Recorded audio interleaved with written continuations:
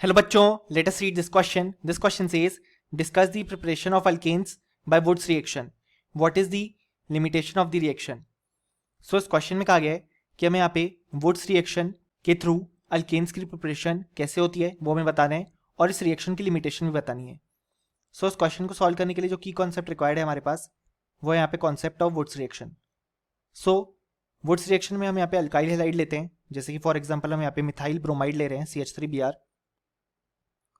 इसके जब हम 2 मोल्स लेते हैं और इसकी रिएक्शन जब हम सोडियम मेटल के साथ कराते हैं इन दी प्रेजेंस ऑफ ड्राई एथर, तो हमारे पास यहाँ पे CH3 सिंगल बॉन्ड CH3 यानी कि इथेन मिल जाता है.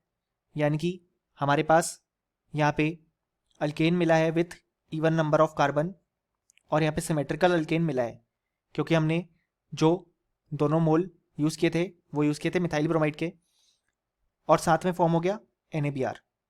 अब यहाँ पे अगर हम इसके लिमिटेशन देखें तो सबसे पहला इसका लिमिटेशन ये है कि हम इस प्रोसेस के थ्रू CH4 यानी कि मीथेन को प्रिपेयर नहीं कर सकते क्योंकि हम देख रहे हैं यहाँ पे मिनिमम हमारे पास 2 मोल्स रिक्वायर्ड हैं.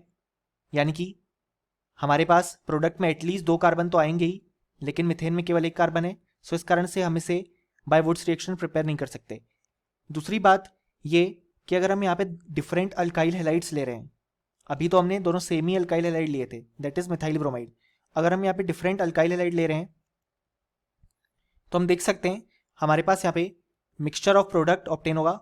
यानी कि यहाँ पे बहुत सारे तरीके के प्रोडक्ट ऑब्टेन होंगे और उनको सेपरेट करना यहाँ पे मुश्किल है क्योंकि यहाँ पे उनके बीच हमारे पास यहाँ पे जो बॉइलिंग पॉइंट डिफरेंस है वो यहाँ पे बहुत ही कम होता है, जिस कारण से हमें proper yield of the required product नहीं मिल पाएगी.